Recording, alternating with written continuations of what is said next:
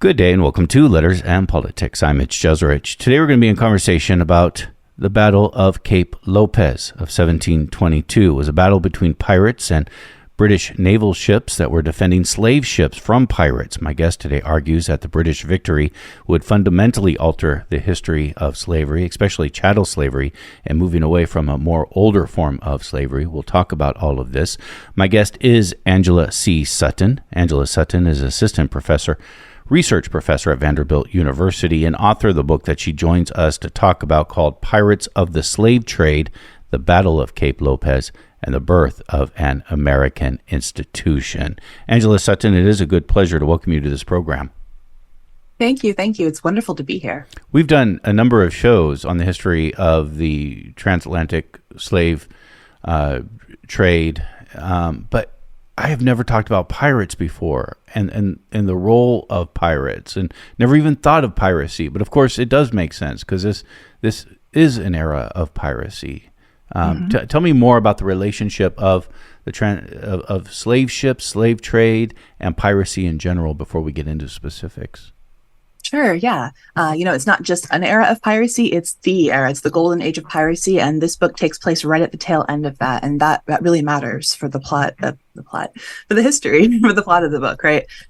So during the golden age of piracy, sort of in the beginning eras, you have a colonial situation where Europeans have claimed pieces of the Americas for themselves, have put settlers down, have put governors down, and are trying to hold on to these territories, while at the same time sending their ships out after territories that other European nations have claimed in order to grow their empire, right? Because the more land you have, the more natural resources you can pull out of there. And so while all this is going on, most European nations don't have enough naval ships to protect their empire. And so pirates sort of step in to fill that void in the beginning. So in the beginning, you have these European governors in the Caribbean, in North America, in South America, who make deals with pirates and say, hey, friends, if you agree to not pirate anyone that is flying the same flag that this island flies, then you can pirate whoever you want, as long as you will stay with us and protect our coastline. And so generally speaking, pirates sort of like had this really sweet deal in the Caribbean, especially, where they would hang out and act as a de facto navy to protect the security of these smaller colonial enterprises, right? But that sort of changes as time goes on, as more wealth is being extracted out of Africa and the Americas. Europeans are able to build a bigger navy, and so they're able to protect their own coastlines, and the pirates become a liability because they're too rowdy, they can't be controlled, and sometimes they pirate a ship they're not supposed to pirate if it's a very tempting ship. And so pirates go from being these like heroes who are like holding down the fort, so to speak, on these islands to being villains. And they're vilified virtually overnight. And the vilification happens, that sort of coincides with like the proliferation of the printing press in the Americas.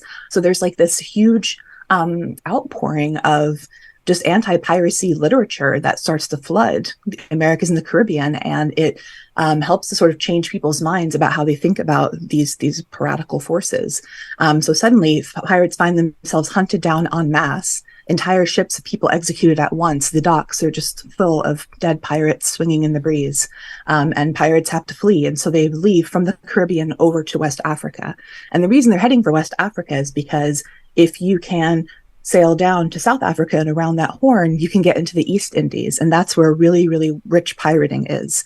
There are more islands there. There's more wealth. There are the Manila fleets. There's the spice trade. There are a lot of places where pirates could hook in and make a good living for themselves still. And so most pirates are trying to head that way, but Africa is sort of this big thing in the way, right? And so pirates end up in West Africa. And in West Africa, they find that it's a very different scene, right? It's a very different experience to pirate there, because most of the ships that they pirate will have human captives on board. It's a different cargo than they were. It was a different cargo than they were dealing with before. That changes the calculus for some people, because at this time, we're sort of at the stage where slavery and race are beginning to be conflated, but haven't fully been conflated yet. And so some Europeans and descendants of Europeans still saw Africans as human beings and still saw them as people who should have human rights. Others didn't. And that generally fell along class lines, not always, but often. So generally working class pirates who came from nothing, who were used to being treated like they came from nothing, some of them had some solidarity with these African captives. Some, on the other hand, saw them as an opportunity to expand their wealth by treating them as cargo and reselling them. So there's like a wide range of what happens there. But anyway, so these pirates are coming into Africa with this feeling of being persecuted and this feeling of being hard done by empire. And so their solution to that is to double down and become incredibly nihilistic. So they start attacking every ship they see, regardless of what kind of ship it is, what it's doing, why it's there. They don't care. So they're attacking ship after ship after ship, and they are force recruiting everybody who's on those ships who has any sort of ability to be a pirate as well. And so the pirate fleets are swelling to these numbers that the Caribbean just never saw. And so this is where my book begins. We have Black Bart, who is made by another pirate ship that took the slave ship that he was working on. And he was the first to join. He was like, heck yeah, the slave ship is the worst job I've ever had. I'm happy to do something different. So he volunteers and becomes a pirate. And from there, he ends up, his fleet swells to like over 200 pirates as they take ship after ship. And it isn't long before the slave trade sort of grinds to a standstill because pirates are interfering with it. And that's when the British Crown decides it has to do something. Otherwise, its empire isn't going to grow without all of that free labor that they'd become used to from the slave trade. There's a lot there I want to unpack. Let me begin with, a lot I want to unpack. The first one is just our modern image of pirates. And they're still pirates today, but we mostly know pirates from movies. Right. When we think of them today still as a negative thing, were pirates in this time just groups of people on a ship that would go and just raid and steal from other ships? Is that an accurate understanding of what piracy was? Yeah, more or less. I think there was a lot of diversity within that population, and people had different reasons for doing what they did.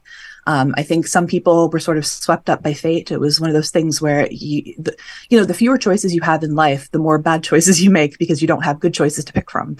And a lot of people who ended up as pirates were people who didn't have a lot of good choices to choose from. But others, like Stede Bonnet, for example, he was a nobleman who got bored and thought being a pirate could be a lot of fun. So it really spanned the gamut. And then I guess so when pirates then would come upon these slave ships, what would they do? And I guess there's different pirates, different people did different things, but what were some of the things that would happen for the people who were captured and detained on these ships? Yeah, so in the book, I talk about one of the most well-documented cases. It was a slave trader by the name of William Snellgrave. He's a real nasty piece of work. He wrote a lot of anti-abolitionist literature that was probably some of the most brutal stuff that you will read from this time period, which is why I was so focused on him, because he is the one who has been the origin of many of these super racist tropes and myths you get about Africans and the slave trade and the benevolence of the slave trade. Snellgrave, so I really wanted to get into him. Snellgrave, yeah. Piece of work. So his ship gets pirated when he's in Sierra Leone looking for enslaved captives to put onto his ship. And his ship gets pirated by Howell Davis, who would become the person who would pirate Black Bart's ship as well. So he's like the maker of Black Bart. So when his ship gets pirated, it's really interesting. There are fights in the crew that he documents, and some of the crew want to string him up. They're like, captains are all pieces of garbage. They all deserve to die. They abuse their crew, which at the time was mostly true. However, Snellgrave did not abuse his crew. He believed that when you abuse your crew on a slave ship, that the crew would start to sympathize with the enslaved captives and would allow insurrections to occur. Therefore, you should treat your slave ship sailors really well so that they would see themselves as apart from the enslaved cargo. So he never had any good motives for anything he did in his life, but he did not treat his crew poorly, and therefore he was spared. So when the pirates wanted to kill him, his crewmates stepped in and said, no, he's a good captain. Let's not kill him. So instead, the pirates just sort of played with him. They took his watch and they kicked it around like a football. They stole his wigs. They put his wigs on and danced around making fun of him, which I love that image because at the time, sumptuary laws were in place that prevented anyone who wasn't noble from wearing the trappings of nobility. And the reason those laws were in place was because all of these riches coming out of the Americas meant that for the first time, non-nobles had access to enough money to buy the things that nobles had. And that made nobles in England really nervous because they're like, well, if everyone's wearing wigs and fancy swords, then how will we know who's good and who isn't? And so pirates sort of knew that. And that's why a lot of them stole the wigs. They were super obsessed with the wigs and wanted to put them on, and the fancy coats and things like that. And Black Bart was one of those pirates who styled himself as a gentleman, wore the coat, wore the wigs, as was Howell Davis. So they really were focused on tormenting the captain, but then they were also really interested in trying to find out ways to profit from the ship that they had taken. So of course they looked through the cargo, they threw overboard stuff that didn't interest them or that they couldn't resell. But when they found out that Snellgrave was from the Humphrey Morris Company, which was one of the most successful slave trading companies of England at the time, they found out he was from Humphrey Morris, and they were like, so people on the castles, so there were these castles in West Africa where slave traders would wait with their dungeons full of captives waiting for ships to approach. The people who worked in those castles, they knew Snellgrave. And so the pirates wanted to exploit that. And so they thought, well, what we could do is have you go to these castles and fill up your ship with all the captives they give you. And then we're going to sail it to St. Thomas, which is an island that is a free port, a really rare free port at this time. It's owned by the Dutch and the Prussians. They allow anybody to trade for any reason with no questions asked. So they were going to load up that ship full of enslaved people, and they were going to bring it to St. Thomas to sell them and to pocket that money. So you have like all of these like different sort of different interests that are being represented in this attack, where you have some pirates who are really interested in the class structure and getting revenge on abusive captains. You have other pirates who know the wealth of enslaved people and are willing to profit off of that. So diversity. Did the pirates ever free people who were captured and enslaved on ships? Yeah, of course. They absolutely did, right? We also have lots of cases where slave ships would get attacked, and this happened with Black Bart's crew. Slave ships were attacked, and there were a lot of Africans who had experience with sailing and with canoeing and with any kind of seafaring skills, and they were brought on board as part of the crew as well. And it varied from ship to ship whether they had full equal status or not. We know, for example, on Blackbeard's ship, Black Caesar was his number one, his first mate. Black Caesar was an African from West Africa, and he had equal share of everything in the crew. He was a full crew member. With Black Bart, we're not sure. There are some documents that suggest that some of the Black pirates did have full and equal rights, but then others were treated more as enslaved people on the ship, like doing the work that none of the pirates wanted to do. So Black Bart is a name that has come up a number of times, and this is sort of a big figure in your book. His full name is Bartholomew Roberts. And my interest was piqued when you said earlier that Black Bart actually started working at I guess, on a ship on a slave ship, and then he became disillusioned with that. I'm not sure he became disillusioned, but I think it's well documented that working on a slave ship is one of the worst jobs you can do, right? Nobody wants to do that job necessarily, because most of your job involves subjugating people who don't want to be there and dehumanizing people and watching people willingly starve to death rather than being carried across the Atlantic. And I think just the difficulty in that makes that job really unappealing, and people generally had to be forced into doing it. And so Black Bart either was forced either by someone physically forcing him or by circumstances, right? He was a Welshman. People in Wales were not doing super well economically at this time. And he had the skills of a fisherman. So it was natural that he would eventually find himself on a slave ship with no other jobs available for maritime people. I've heard that there is also an egalitarian streak through pirates back in the day, and to be clear, I think there are many different kinds of pirates, but is there an element of truth of some pirates acting in an egalitarian way? Sure, and I think when you use the word egalitarian, it's almost like when we talk about like the founding of the U.S. and we talk about like all men being created equal, but the founders knowing that they didn't really mean like Black men, or they didn't mean women. They meant all white landholding men are equal. And I think it's the same with egalitarian. Like they were egalitarian to a point, as they understood it. But the way of the world was that people with dark skin who were on board a ship generally would become property. And that was something that pirates couldn't necessarily overcome or didn't overcome. And so like there was an egalitarian streak for sure, in that they believed that at least all white pirates who did the work should deserve to have a share in the profit of the work. And Black Bart, for sure, like his crew came up with a list of rules that they would abide by so that they could treat each other equally and share out the profits equally. But the reality of that was a lot messier. There were some pirates who ended up robbing Black Bart and running away with most of the money and ships. And that really disillusioned him as well. And of course, the ways in which the pirates interacted with the Black people they came into contact with was also really varied. Was it common to have African pirates?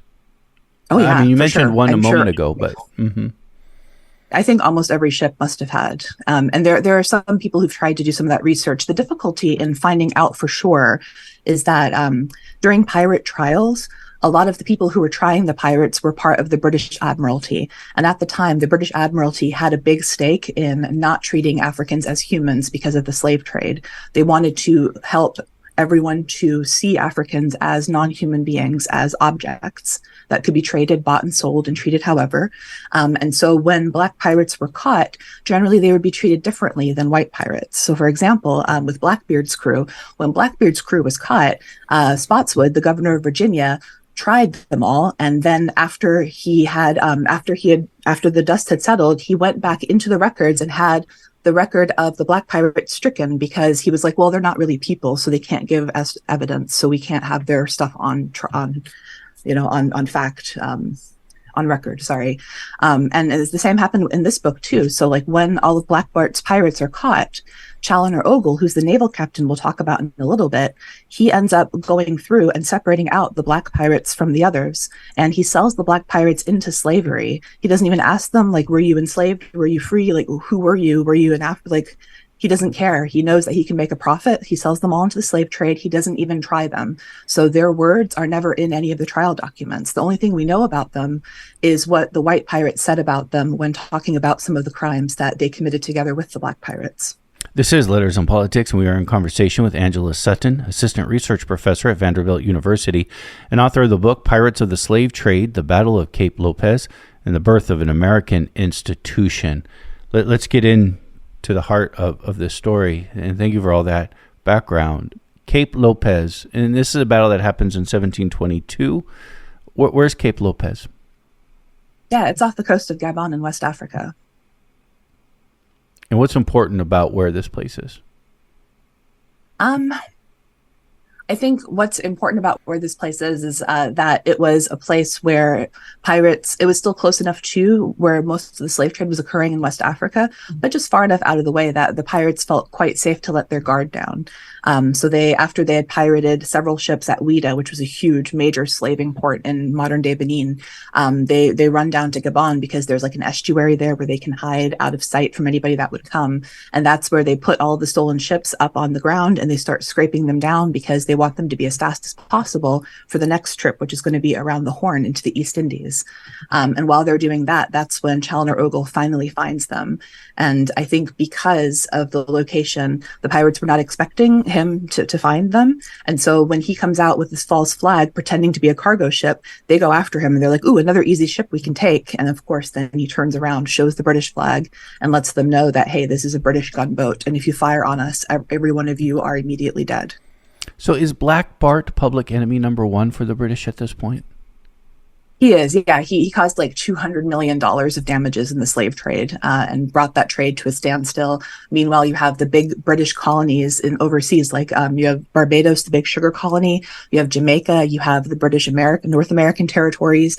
The colonists there are all clamoring for slave trade, and they can't buy any enslaved people to grow their plantations. And they're putting a lot of pressure onto Britain to fix the problem.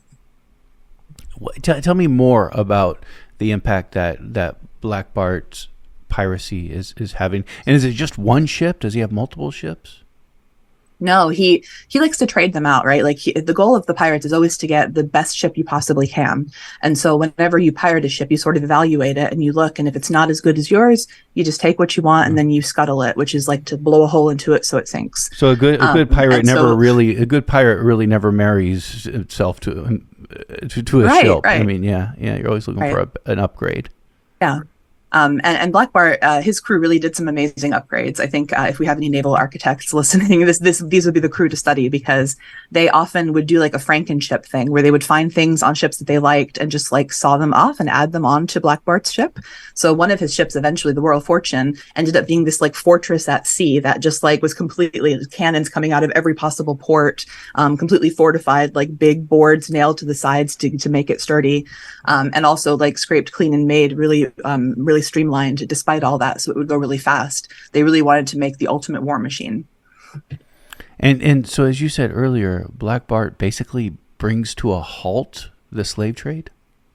Yeah. Yeah, for a couple of years, there are no ships coming into or out of West Africa. The only exception to this is when you go into West Central Africa. So further down, you have Angola. The Angolese trade is still going strong because that's a different route, and so that route is not affected by Black Bart. But the Angolese trade is being done by the Portuguese and by the French, and so the one in West Africa is done by the Dutch and the British. So the Dutch and the British colonies are the ones that are suffering, while the Portuguese and Spanish colonies are still able to import as many enslaved captives as they want. And this is when the British send Chandler Ogle, a naval captain, to go after Black Bart. And what's that dynamic like? How long does it take Ogle to find Black Bart? And I guess this ends with the Battle of Cape Lopez. Yeah, I'm laughing because it's the most ridiculous hunt I've ever seen. It's like a cat and mouse game, but Chandler Ogle goes into West Africa. Like, he's so certain he's going to find him. He's like, I know exactly where this guy's going to hide. I know all the spots of the slave trade. Like, obviously it's going to be really easy to find him. Meanwhile, Black Bart has gone over to the Caribbean to cause some havoc without anyone knowing. So he murders a French governor in the Caribbean, in Martinique. And then he comes back. And as he comes back, Chandler Ogle is just making it into West Africa. So you have this situation for a year and a half. Chandler Ogle's like looking for Bart, and Bart is right behind him, like la la la la la la la. And they're going for a long time. Like, Ogle is looking everywhere except behind him. It's the one place he forgets to look. And so it takes him forever, and he just gets more and more angry. And the things that happen to his ships are ridiculous. Like, they stop at Principe. There's this giant yellow fever outbreak that kills like 70% of his crew. So he's left with not enough people to even make his ships go. So he has to like essentially pull people, like all the rejects, the pirate rejects, the people that the pirates didn't want to bring on their ship because they have no skills at all. When it comes to maritime skills, of course, Ogle has to pick those guys off and be like, well, come on, don't you want to get your revenge? Come on my ship. And so now Ogle is like, he's got these two big naval ships that are completely full of people who don't know how to fire a cannon or how to hoist a mainsail. Does Black Bart know that Ogle is looking for him and that he's actually trailing Ogle? I mean, is this? Yeah, he knows. Okay, it's because there are several places where, in West Africa, it's really difficult to kind of get close enough to get into the shore because everything is so treacherous. So what you generally had to do is like anchor your ship, and then African canoemen would come out and bring you things or take things away or ferry you back and forth. And so there are just a couple of places where that's not true, where you have like a natural harbor where the ship can come into, and in those places, both Black Bart and Chandler Ogle went to go talk to the locals to try to figure out what was going on. So one of the locals that we talk about in the book quite a bit is John Connie, who is this Akan leader. He's an African king. He's got like this amazing skill set. He can speak multiple languages. He knows everybody on the coast. He comes from a family that has dealt with every type of European, so he knows what all the Europeans are after. He runs this big castle called Fort Great Fredericksburg that is right on Cape Three Points in what is now Ghana. And he sits in this castle, and both Chandler Ogle and Black Bart come to him. And meanwhile, like Connie is just trying to like play both sides, and he's incredibly wise and tricky, you know, because in the slave trade, the people who we're talking about, most of them are in their 20s. You don't live very long when you work in the slave trade. The vast majority of people died before they hit 30, especially Europeans, but also Africans too, because it's a very treacherous, dangerous place where everyone is just, they're in constant stages of screwing each other over. There's no honor among human traffickers, right? And so it's a very dangerous place. But John Connie makes it, and he's like in his late 50s when this happens. So he's wise, he's seen everything, and he knows all the predecessors that have come. He knows all the pirates that have been. He understands naval officers very well because he's dealt with many of them before. So when Chandler Ogle and Black Bart come to him, and both Chandler Ogle and Black Bart are a little bit older, they're in their 30s at this point. So they're probably the oldest people on their ships, to be honest. But, you know, John Connie's twice their age and twice as wise as well. Is John Connie's kingdom participating in the slave trade? Yeah, for sure. They do. And this is something that I want to be very careful about how we talk about this, because I think that it's really difficult to understand why that would be until you can understand how the slave trade really functioned when it came to Africans. And the way that it functioned was that over time, as specifically strong, young, able-bodied men were being pulled out of Africa into the slave trade. It weakened the countries, the nation states in Africa. It made it very difficult to resist European encroachment, which is why later on Africa does get colonized, right? Like that the slave trade sort of sets the tone for that to happen. by the time you have Black Bart and Challoner Ogle that are in West Africa, they are bringing in large shipfuls of munitions and supplies to give to Africans.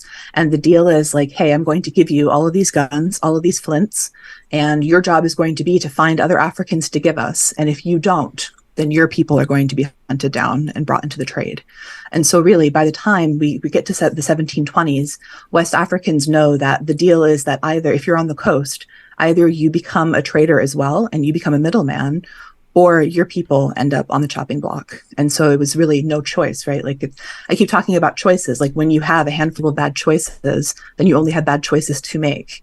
And so John Connie was in a position where he understood that if he did not participate in the slave trade in some way, that his people would be the ones that would be sent across the Atlantic. And in fact, a lot of his people were sent across the Atlantic when he was attacked by the Dutch. People's understanding of what slavery was then is also not quite the way we would understand slavery 300 years later, the way we do today. We understand slavery as chattel slavery, slavery that was primarily based on race. But this is a time when there is chattel slavery, but it's not necessarily the dominant form of slavery yet. There's still what you write in the book, the old Roman style of slavery.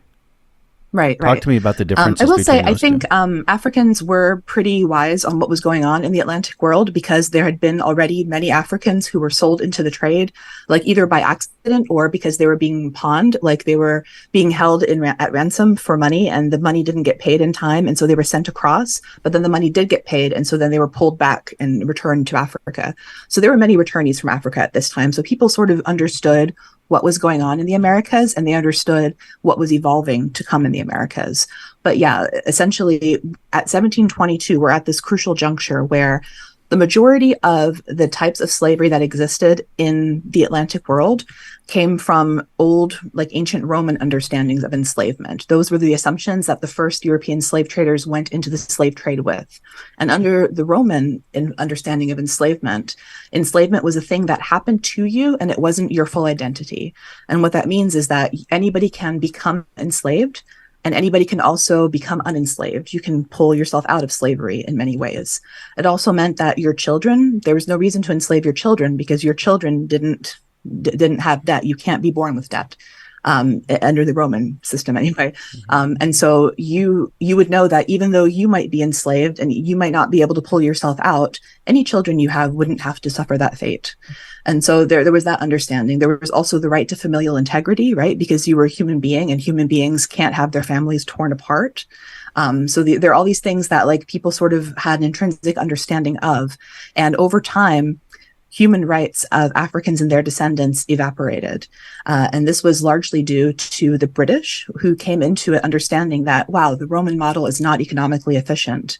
It's not economically efficient to have this system where people might be enslaved one day, might become free the other day. What you really want is to create a system where you have wealthy landowners and they can depend on the labor that they have purchased, and they can depend on that forever. And so they introduced chattel slavery, which is the idea that anybody who is enslaved, that becomes your identity forever. And not only that, it becomes the identity of your children and their children and all descendants in perpetuity. And so it creates a situation where enslavement, instead of just being a temporary status, is a permanent identity. And not only that, but it gets tied up with race. So Blackness is a visible marker of enslavement. And that is like really where the slavery that we know in the U.S. began. It was after the Battle of Cape Lopez, where the slave trade was able to flourish again because the pirates were gone, that chattel slavery was brought en masse to the Americas, to the British Americas. And from there, it was sort of adopted in the rest of the world too, because, you know, once the British realized how much profit they could extract from Africans using this new model, no one wanted to be left behind. So it started to happen everywhere.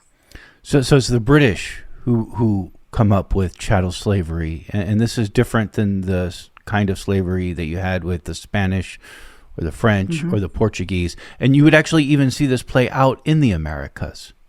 Is that right? Yeah, for sure. You know, in the beginning, you sort of saw that, you know, so I study Dutch Brazil when the Dutch first go into Brazil and try to take it from the Portuguese. And the enslavement there, of course, is just as brutal, right? Like the Roman model is not any less brutal on Africans and their descendants. It's still horrific. It's a horrific experience, and the abuses are many. But what you do see in the records is that enslaved people are able to use the court systems to fight back against these human rights abuses. And that all stops in America. You really don't get those cases as much in the British parts of the Americas. You do in places like New Orleans, which used to be French, and Florida, which used to be Spanish, which is really interesting because they had the Roman models for a lot longer than some of our British colonies that were always British. And so in those British colonies, the worst type of enslavement sort of evolves. And when I say worst type, what I really mean is that when you strip the humanity of an entire group of people based on a physical characteristic, that is a monstrous thing to do. That is something that changes the enslaver too permanently. And we know this to be true because most empires that allowed slavery had rules for what you could and couldn't do with the enslaved people. And so, for example, the French had the Code Noir, and the Code Noir is a fascinating document that we could talk about. It could be a whole other podcast. But essentially, the Code Noir existed because the French nobility were afraid of what would happen to French citizens abroad if they were allowed to give in to their basest, worst impulses when it came to enslaving other people. So they put some guardrails on it to keep the enslavers from descending into subhumanity. In America, there were no guardrails. So the slavery that evolved here in what would become the US was the most monstrous forms. And when you dehumanize someone completely, you take away their human status and turn them into an object in the eyes of the law, what happens is that you yourself lose your humanity too. Angela Sutton is our guest. Again, Angela Sutton, assistant research professor at Vanderbilt University, and she joins us for a conversation about her book, Pirates of the Slave Trade, The Battle of Cape Lopez, and the Birth of an American Institution. What happens then when at Cape Lopez, when Chandler Ogle finally finds Black Bart? Tell me about that battle. So Chandler Ogle's going into this battle with two really nicely decked out naval ships that have everything they need technologically, but with people who are not skilled and people who have never been in battle. His sailors are all landlubbers. They don't really know what to do. It's not what he bargained for. And so he has to be really strategic about how he approaches the pirates, because he also doesn't know how many there are. He knows it's a really big fleet. He knows that there are multiple people. He doesn't know how many ships there could be. Luckily for him, most of the ships were being careened at the time, so they were up on land being cleaned off. And so they were not seaworthy. And that's the thing that saved him, I think. So what he does is when he spots the pirates, he starts to kind of think, and he goes, all right, so what we'll do is we'll put up a false flag. So they fly a Portuguese flag and make it look like from far away that it's just a Portuguese merchant ship that's coming back from Angola. And that's a very, very easy one to target because Portuguese they were easy targets at the time if they were not accompanied by a Navy accompaniment, and they weren't. And so Black Bart's pirates see that, and half of them decide to go. So James Skirm, who's his number one man, gets into a ship with a bunch of pirates, and they all go after him. And they're like, "Yep, see you in a couple of days. I'll bring the ship back for you." And then they never come back. And Black Bart is like, well, what happened to half of us? Where is my friend? What's going on? So he's sort of getting anxious, and he's thinking, like, should I take out a ship and look for him? Or did he betray me as well? Did he take the riches of that ship and then just go on his own? Like, what happened here? And before he can make that decision, the Chandler Ogle comes in with all guns blazing, and goes after the rest because he's questioned the people on James Skirm's ship and learned that it's just Black Bart and a few other pirates. It's just like fewer than 100 are remaining, and there's only really one ship that they can engage that is seaworthy at the time. And so Chandler Ogle decides, let's just swat them down at this last juncture. And so he does that, and they pull all of these pirates in, and they drag them to Cape Lopez. There is a hurricane, so they lose a couple of the ships that Black Bart yeah, it's wild. So like right after the battle, everyone kind of is settled in the bottommost layer of the ship as prisoners, and they're about to go back to Cape Coast Castle. And then a big hurricane comes and sweeps away several of the ships that Black Bart pirated. And Ogle is like, well, I just have to go to Cape Coast, and hopefully my men who I put on those other ships will come find me later. And they do. So it takes a while. They're scattered everywhere, but they eventually are able to all meet at Cape Coast Castle. And that's where they have this pirate trial. And because of the decrees that the British Crown had put out at that time, the pirates didn't need to have a fair trial. They just needed to have a semblance of a trial. So Chandler Ogle was able to create a trial on his own. He was able to persecute them on his own. There was one person who had legal training who sort of was there as well, but I don't know how much you trust the legal training of someone who ends up in the slave trade. It's generally the place where people who were not very good at what they did ended up. What would happen to Black Bart? Yeah, so it's sad, right? It's the same thing that happens, I think, whenever you get a story that is like such a letdown, and that is that he is shot by some grape shot during the battle, so he doesn't even make it. And he's shot while eating his breakfast. He's surprised. It like goes right through his throat, and they throw him overboard because they don't want Ogle to find his body. So his own people threw him overboard. Yeah. It's better to feed him to the sharks than to let Ogle have him. And there's always sharks. Whenever you're in West Africa, the sharks know that a ship means enslaved people could be thrown overboard at any time. So there was always sharks waiting. So the sharks followed ships. Yeah, sharks followed ships in West Africa all the time because the amount of dead captives who either refused to eat or were brutalized or were harmed in an insurrection was so high that the entire Atlantic floor is now a UNESCO site because of all of the dead people who are there. What happened? Again, Black Bart is sort of public enemy number one to the British. What happens to his story, his image, his legacy after his death? Yeah. So after his death, there's this curious narrative that gets published that everyone always cites, and it drives me bananas. It's called Charles Johnson, A True History of Pirates. So Charles Johnson's not a real person. It was a pseudonym. And for the longest time, people thought, oh, it must have been like a pirate that sailed with them and survived, or it must have been someone who was close to the pirates. Maybe it was like a chaplain or someone who like was there when they were being killed, who took their last stories, their confessions. And then later on, they realized like, no, this is actually created. I'm not sure exactly what happens, but like 100 years later, they sort of realized like, oh no, this is created by someone who never knew the pirates at all. And we think it might be Daniel Defoe who wrote Robinson Crusoe, who wrote it. And so for the longest time, historians believed it was him. Now more evidence has come up to light. It was actually Nathaniel Mist, who is Daniel Defoe's friend, who was a political newspaper writer. And so he was using pirate narratives as a way to escape sedition laws, to write about the government, to criticize the government. And so he would liken the governments to the pirates and kind of show that the barbarism that the government was showing towards its own people was exactly like the barbarism that pirates were showing. And so this narrative that everyone kind of cites as a primary source really can't be trusted because it's a political propaganda piece. But Black Bart just becomes this like myth and legend. So half the people think that he's this folk hero. The other half of the people think that he's a demon, just like is told in all of these political propaganda pieces. How does he get the name Black Bart? Do we know? You know, I'm not sure, but so many pirates have the prefix black something. I guess it's like your heart is black or like you're just dark. I mean, like that's another dissertation, right? To think about why black becomes the adjective that everyone uses to talk about. I mean, I think it's clear in the course of our conversation, but he's not black. No. Yeah. What is the source material like? I mean, the amount of detail that you're actually able to get into on this story is pretty remarkable. And I am assuming there are, British naval records and stuff like that, but I suspect you had access to more information than just that and being able to tell the story.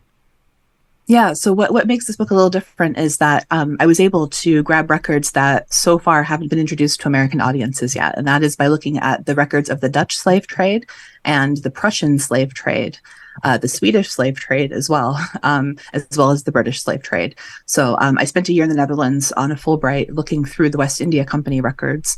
And what I learned about working with anything to do with Africa or Africans and their descendants is that generally speaking, you can't trust anything that Europeans write about them, right? Like it's all written for with an eye toward increasing the slave trade and the profits that come from the slave trade. And so it's really difficult to take any document at face value. But I found that when you look at the documents of 4 different slave trading companies, and they're talking about this one African king, John Conny, you sort of begin to get an idea of what John Conny's motive might have been and why these 4 companies wrote about him the way that they did. What kind of records do we have that come from Africa, the continent?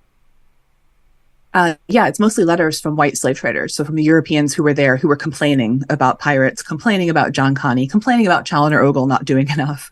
And so you get a lot of that. I think out of everything that I have done, there was only one letter that comes from an African that is to the King of Sweden.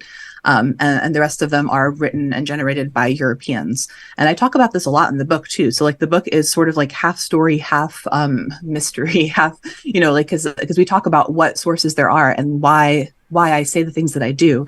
And I sort of like to use this metaphor that I read in a book by Edna Bay called Wives of the Leopard, where she says, like, when you're drawing something, like say you draw a chair, you don't just draw the lines of the chair, you draw the area around the chair, and then the chair will emerge. And I think it's the same when you're trying to write anything about Africans and their descendants at this time period, since they didn't write many things, and the things that they did write weren't preserved in the same way, weren't given the same importance. You can only write what is around the Africans. And if you have enough information to triangulate, hopefully some of the truth will emerge. The one letter that you did come across, was it significant in information? It was, but not to this book. It was a little bit earlier, but it really helped give sort of a view on the ways in which African leaders and rulers interacted with those of Europe. And something that I think a lot of American audiences don't know is that a lot of African and European rulers who either corresponded either directly or through slave traders and brokers, they understood the relationship to be that of like medieval vassalage. And so when you went down, like, so when a European was tasked with going down to Africa and creating a relationship in order to trade for enslaved captives, the way that you did that was not going to the coast and demanding to trade for captives, because nobody would do that with you. What you had to do was create a relationship within a group of Africans who did not already have a relationship with Europeans, or who were upset with their current relationship with Europeans and wanted to switch. And once you found them, you had to cultivate a relationship of vassalage. So you had to produce a contract that said all the things that you would do to protect them from other groups, from other Europeans. You would have to build a fort. You would have to rent out the land that the fort that you were building on. So that land was always African. It was always understood to belong to Africans. Europeans rented it out. They would build a castle, and they would have to open the doors of that castle to any Africans who were being threatened by other groups of Africans or by other European slave traders. So it was a way to protect them from being enslaved by others. And so this relationship would be built. Generally, the Europeans would marry into the African families that they were trading with as well. They would produce children. Those children would be sent to Europe for education at the universities. And there were like all of these things that were sort of guaranteed an understanding between these two groups, that they would form a permanent bond. And only then, once the permanent bond was formed, could they begin trade negotiations. So it was a very elaborate process. And that letter sort of gives you some insight into what African rulers expected from Europeans that came looking for enslaved captives in Africa. So finally, the Battle of Cape Lopez occurs on February 10th, 1722. Do you see this as a potential turning point in history? Could the trajectory of slavery, and slavery is a very old institution. We talked about the Roman style of slavery. Slavery predates the Romans. Do you see this as a moment in which that made, I guess, the prevalence of chattel slavery possible afterwards? It's hard to say, right? I think I'm supposed to say yes because I wrote the book. But honestly, my honest take on this is probably that it was an inevitable part of the rise of capitalism, that capitalists would find a way to create the most efficient forms of stealing labor from others, because that is what they do. That is what capitalism does. That is what it's always done. So I think if it hadn't been the Battle of Cape Lopez, it would have been something else that would have caused this to happen. But the Battle of Cape Lopez is a wonderful way of talking about some of the things that Americans really don't understand about our own systems of enslavement here. So capitalism is an important element in this story you tell. Mm-hmm. Oh yeah, I can talk more. Sorry. I'm like, yes, obviously. No, capitalism is the most important element in the story, right? Like, I think, as with anything, the rise of capitalism coincides with the rise of slavery. And there are so many people who have written about that, and who can say it much more eloquently than I can. But it's very obvious that as European colonists are looking for ways to squeeze every penny and to beat each other out, to become the supreme European superpower of the world, to become, the empire on which the sun never sets, that they are willing to throw away the rights of all human beings, not just Africans, in order to achieve that measure. And capitalism is one way that allows this system to be put into place, where it doesn't necessarily need to have people when I said about choices and being forced into things, before the situation would be that either someone would force you or your circumstances would force you. Under capitalism, it's so convenient because you don't need someone to force you. You just create circumstances where everyone can be forced into doing things that they otherwise might not choose to do. Angela Sutton has been our guest. Again, Angela Sutton, Assistant Research Professor at Vanderbilt University, and she is the author of the book that she has joined us to talk about. It's called Pirates of the Slave Trade, The Battle of Cape Lopez, and the Birth of an American Institution. Angela Sutton, I thank you very much. Yeah, thank you. It was really a pleasure.